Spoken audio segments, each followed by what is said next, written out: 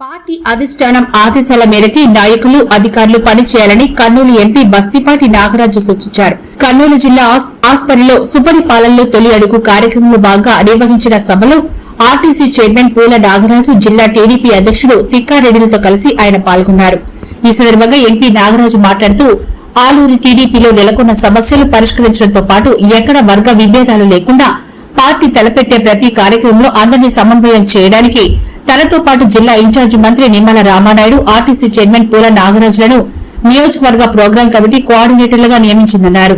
ఈ కార్యక్రమంలో రాష్ట వాల్మీకి కార్పొరేషన్ చైర్మన్ కప్పట్రాళ్ల బుజ్జమ్మ, మండల టీడీపీ అధ్యకుడు పరమారెడ్డి, మాజీ జెడ్పీటీసీ మురళీరెడ్డి మరియు మండల టీడీపీ నాయకులు, కార్యకర్తలు పాల్గొన్నారు.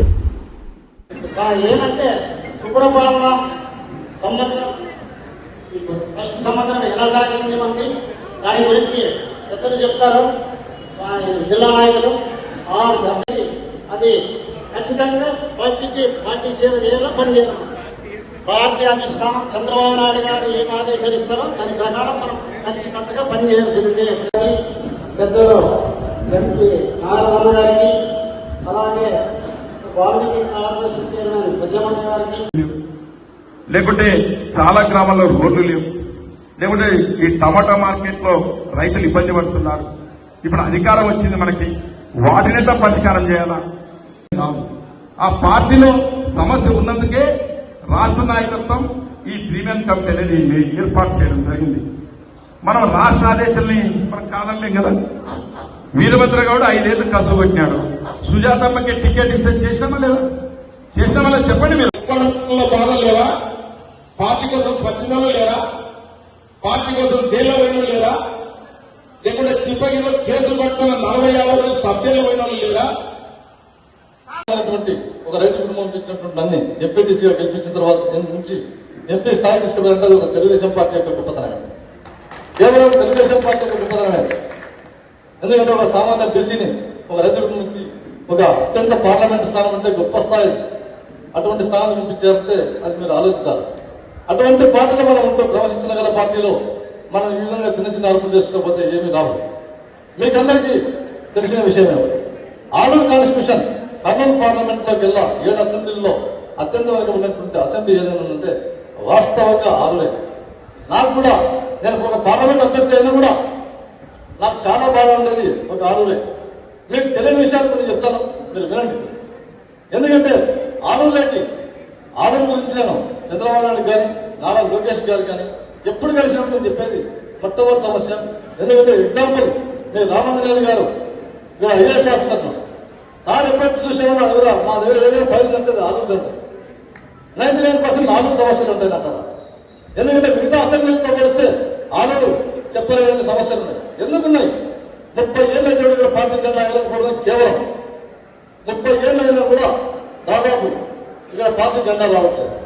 అయినా కానీ తెలుగుదేశం పార్టీ గత ప్రభుత్వంలో 2014 నుంచి 2019 మధ్య ఉన్నప్పుడు సార్ గవర్నమెంట్ అయిపోయే చివరిలో వేరే ప్రాజెక్టులు శాంక్షన్ చేస్తే గత ప్రభుత్వం ఏం చేసింది? నిర్వీర్యం చేసి 8 టీఎంసీ 3 టీఎంసీలు తగ్గించి 1 సెంటీమీటర్ కూడా పనిచేయకుండా ఎక్కడ ఉన్న సమస్యను అక్కడ పడేశారు. ఇప్పుడు మనకు వాస్తవంగా కర్నూలు అంటేనే కరువుకు వలసలకు నిలయం, అది అందరికీ తెలిసే విషయమే. అటువంటి ఈ జిల్లాను ఏ విధంగా మార్చాలా? ఎందుకంటే నారా లోకేష్ గారు కూడా యువజనంలో పాదయాత్రలో చక్కగా చూశారు. సార్ కూడా చాలా వేదికల మీద రాజమండ్రి అయితేనేమి, వైజాగ్ అయితేనేమి 10 వేదికల మీద చెప్పారు.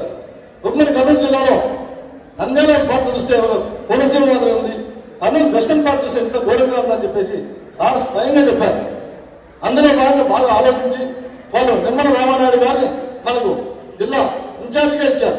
ఎందుకు ఇచ్చారు?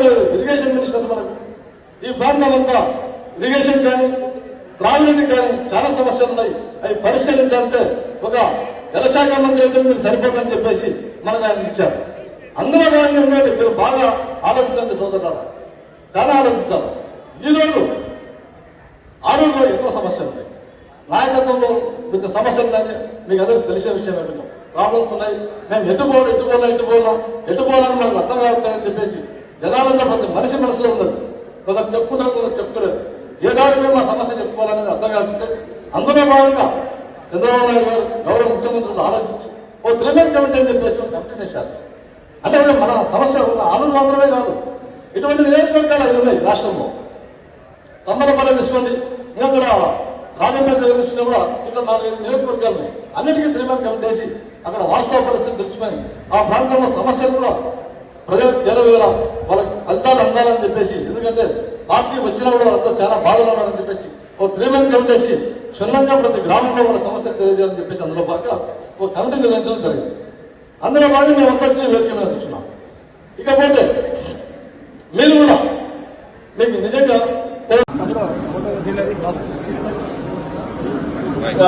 సీనియర్ నాయకులు